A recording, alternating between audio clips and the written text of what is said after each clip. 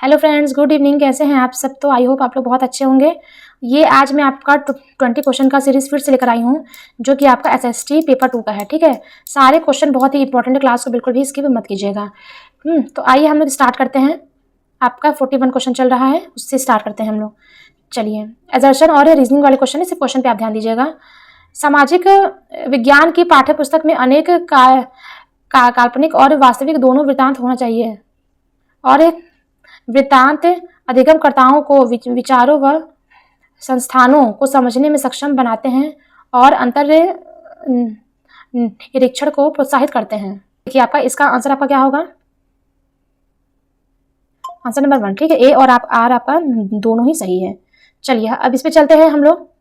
स्कूली स्तर पर सामाजिक विज्ञान के शिक्षण के आधारभूत उद्देश्य को विद्यार्थी को जानकर और तार्किक बनाना चाहिए, पेशेवर बनाना चाहिए, राजनीतिक रूप से अति सक्रिय बनाना चाहिए, या सामाजिक रूप से सक्रिय बनाना चाहिए। तो इसका आपका राइट आंसर क्या होगा? Answer number 4। ठीक है, ए, बी और डी। ए, बी और डी। ठीक है, ये आपका सब राइट आंसर है। चलिए, 43 क्वेश्चन पे चलते हैं। विद्यार्थियों को मुगल प्रशासन के कर्मियों की विविध भूमिकाओं और एवं उत्तर दायित्व को समझाने के लिए निम्नलिखित में से सर्वाधिक उपयुक्त कौन सा है? सर्वेक्षण, भूमिका निभाना, समय सीमा, या खुले अंत वाले प्रश्न।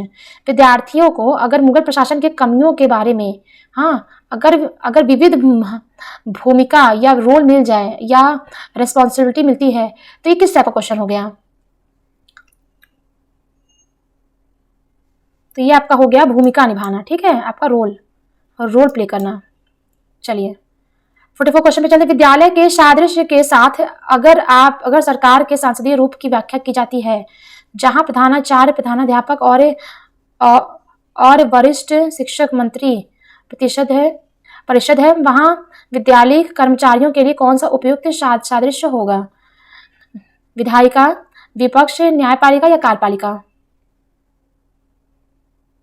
तो देखिए, इसका आंसर होगा आपका आंसर नंबर 4, कार्यपालिका। चलिए, एक शिक्षिका अपने कक्षा का आरंभ पशु मवेशी चारागाह के लिए भूमि से संबंधित मामलों में चर्चा के लिए एकत्रित होते हैं और लोगों की घटना पर चर्चा द्वारा करती है। वह निम्नलिखित में से किस पर संभावित रूप से चर्चा कर रही है? तो ये आपके सामने चार ऑप्शन है। इसका आंसर क्या होगा? इसका आंसर होगा आंसर नंबर 2, पंचायती राज। चलिए, 46 पे आइए। कक्षा में अगर कोई सब्जेक्ट जो है वो आवेगपूर्ण परिचर्चा को उत्पन्न करता है, जब तक शिक्षक से क्या अपेक्षित होता है? कक्षा को सभी विद्यार्थियों को शांत कराना चाहिए, या परिचर्चा को अनिश्चित काल के लिए स्थगित करना चाहिए, या शिक्षक को ऐसे मामलों पर परिचर्चा परिपक्वता से करानी चाहिए ताकि स्वतंत्र विचारों के लिए सुदृढ़ रूप से चर्चा की जा सके? ठीक है, शिक्षकों को जो ऊंचे स्वर में बोल रहे हैं उन्हें डांटना चाहिए, या शिक्षक आरंभ में ही ऐसे विद्यार्थियों शिक्षक आरंभ में से ही ऐसे विषयों को काट देना चाहिए? 46 का आपका आंसर क्या होगा? Answer number 2। ठीक है, चलिए 47 पे आइए। एक सामाजिक विज्ञान शिक्षक की भूमिका और जिम्मेदारी के संदर्भ में निम्न कथन पर विचार करें और सही विकल्प चुनें। इसमें से आपका राइट आंसर क्या होगा? देखिए, क्वेश्चन को बहुत ध्यान से पढ़िएगा। उसे विद्यार्थियों का गतिविधियों और परियोजनाओं के साथ मनोरंजन करना चाहिए, या उसे एक ऐसा शिक्षक होना चाहिए जो समकालीन घटनाओं और मुद्दों के ज्ञान को खुद से सूचित करती हो, या शिक्षार्थियों को उनके दैनिक जीवन और स्कूली मूल्यांकन में संदर्भ स्थापित हो सके, या विद्यार्थियों के लिए नतीजे और ये आधारित कक्षा वातावरण सुनिश्चित करें। इसमें से आपका राइट आंसर क्या होगा 47 का?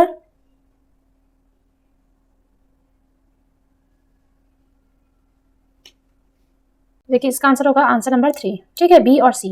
बी और सी आपका राइट आंसर है। चलिए, 48 क्वेश्चन पे चलते हैं। कक्षा में जेंडर भूमिकाओं पर चर्चा करते समय शिक्षक को निम्न में से किन पर अधिक केंद्रित करना चाहिए?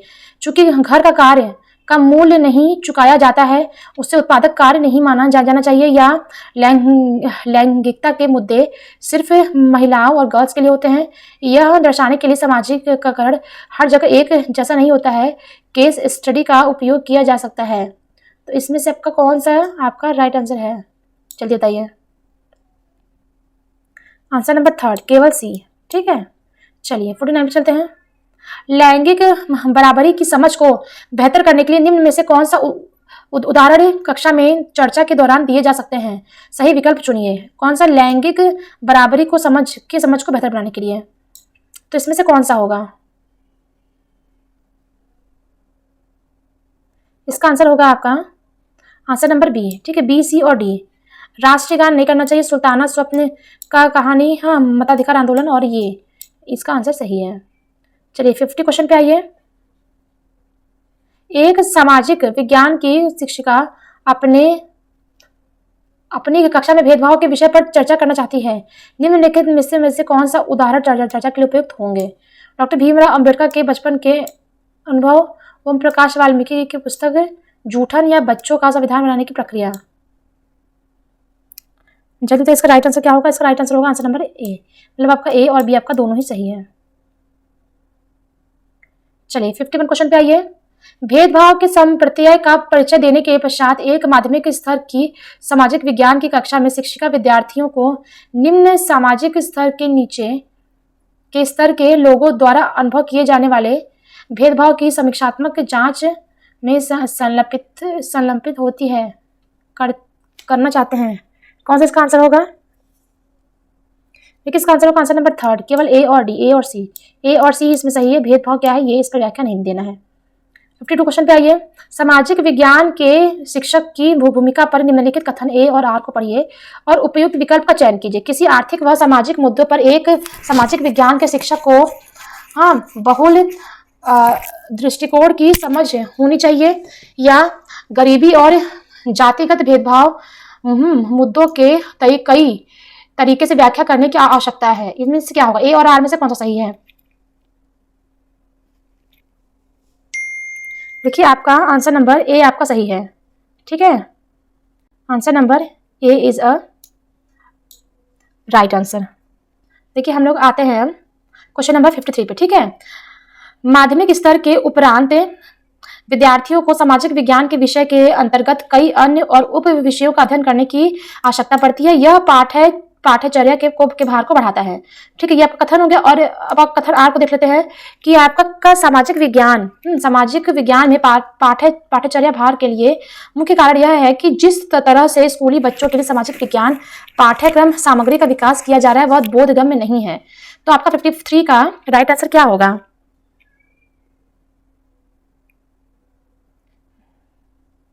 देखिए आपका इसका राइट आंसर होगा आंसर नंबर 3। ठीक है, ए सही है किंतु बी आपका गलत है। ठीक है, चलिए अब हम चलते हैं 54 क्वेश्चन पे। निम्नलिखित में से किसको सामाजिक विज्ञान की कक्षा में द्वितीयक स्रोत की तरह माना जा सकता है? भुज में भूचाल के समय की फोटो एवं उसके विवरण, अखबारनामा पर लेखों के संपादक संकलन, या इंदिरा गांधी को लिखे गए जवाहरलाल नेहरू के पत्र, या महात्मा गांधी की पुस्तक हिंद स्वराज। 54th क्वेश्चन, इसका आंसर आपका होगा आंसर नंबर 2 अखबारनामा के लेखों पर के संपादित संकलन। ठीक है, ये आपका राइट आंसर होगा। चलिए 55 क्वेश्चन पे चलते हैं। देखिए निम्नलिखित को सुमेलित कीजिए और उपयुक्त विकल्प चुनिए। विश्लेषणात्मक रूब्रिक, ठीक है, जांच सूची, या समग्र परक रूब्रिक। तो आपका इसमें से राइट आंसर क्या होगा? Question number 55। देखिए इसका आंसर आपका होगा आंसर नंबर 3। ठीक है, ए का होगा आपका 1, बी का होगा 3 और सी का होगा 2। तो यही आपका सही सुमेलित है। 56 क्वेश्चन पे आइए, चलते हैं हम लोग। निम्नलिखित में से कौन से प्रश्न संज्ञानात्मक प्रक्रिया के अनुप्रयोग पहलू का आकलन करते हैं? 1857 के विद्रोह के क्या कारण थे, या आर्थिक गतिविधियों और गैर आर्थिक गतिविधियों के बीच एक अंतर लिखिए, उपयुक्त उदाहरण दीजिए, या प्रत्यक्ष कर क्या है एग्जाम्पल, या दक्षिणी एशिया में कई देश में शासन के संघीय तंत्र नहीं है, व्याख्या कीजिए। इसका राइट आंसर क्या होगा 56 का। देखिए 56 का आपका राइट आंसर होगा आंसर नंबर 2। ठीक है, मतलब आपका बी, सी और डी आपका तीनों आपका सही है। 57 पे चलते हैं। निम्नलिखित में से कौन से प्रश्न शिक्षार्थियों के केवल तथ्यात्मक ज्ञान का आकलन करते हैं? जलवायु और मौसम की परिभाषा दीजिए। भारत में मुख्य मौसम कौन कौन से हैं? आज के समय में और महाजनपद के समय में गांव की व्यवस्था करने में 3 अंतर समझाइए। वनस्पति जगत और प्राणी जगत की उपस्थिति खाद्य के निर्माण में किस प्रकार प्रभाव डालती है? या लोगों को संसाधन के रूप में व्यक्त करने से आप क्या समझते हैं? देखिए चैनल बहुत इंपॉर्टेंट है, अगर आप फर्स्ट टाइम आए हैं तो प्लीज मेरे चैनल को लाइक से सब्सक्राइब कर लीजिएगा। 57 का आपका आंसर है आंसर नंबर 1। ठीक है, आपका केवल ए ही आपका आंसर आपका इसमें सही है। चलिए 58 पे चलते हैं। हाँ, RTE एक्ट 2009 के अनुसार आकलन प्रकरणों को विकसित करने के लिए निम्नलिखित में से किसकी आवश्यकता होती है? बच्चों का सर्वांगीण विकास करने का, ज्ञान के स्थानीय से वैश्विक पहलू को जोड़ना, या क्रियाकलापों खोज एवं अन्वेषण द्वारा सीखना, या बाल स्नेही और बाल केंद्रित रीति से सीखना। RTE एक्ट का क्या नियम है बताइए 58 क्वेश्चन का। तो देखिए इसमें ए, सी और डी आपका तीनों ही सही है। ठीक है, आपका answer number 3 is the right answer. अब आपका सेकेंड लास्ट क्वेश्चन है। चलिए 59 क्वेश्चन पे चलते हैं। विद्यालय में आकलन निम्नलिखित कारणों से किया जाता है। ठीक है, उपयुक्त विकल्प का चयन कीजिए। विद्यार्थियों को उनकी अधिगम संबंधी उपलब्धियों को प्रमाणित करने के लिए, विद्यार्थियों द्वारा जिन अधिगम संबंधी कठिनाइयों का सामना किया गया है उनको समझने के लिए, शिक्षार्थियों को विद्यालय के प्रति उत्तरदायी बनाने के लिए, या अधिगम संबंधी कठिनाइयों से उभरने के लिए तरीकों और संसाधनों का पता करने के लिए। तो इसमें से आपका राइट आंसर क्या होगा? इसका राइट आपका आंसर होगा आंसर नंबर 3। ठीक है, आपका ए, बी और आपका D is a right answer. चलिए आपका लास्ट क्वेश्चन पे है 60, जो कि आपके पेपर में ये आपका आएगा 19 क्वेश्चन पे। ठीक है, चलिए आइए देखते हैं हम लोग। देखिए निम्नलिखित में से कौन से प्रश्न मुख्यतः सामाजिक विज्ञान के अधिगम, निष्कर्ष, तदनुभूति, समीक्षा और संवेदनशीलता के विकास हेतु योग्यता का विकास का आकलन करते हैं? तो बताइए इसमें से आपका कौन सा राइट आंसर होगा? लास्ट क्वेश्चन है, तो आपका इसका राइट आंसर है आंसर नंबर 2। ठीक है, केवल बी और सी ही आपका इसमें सही आंसर आपका होगा। ठीक है, तो आज के लिए बस इतना ही। अगर आपको मेरा चैनल पसंद है तो प्लीज लाइक से सब्सक्राइब कर लीजिएगा। Okay, bye bye, thank you.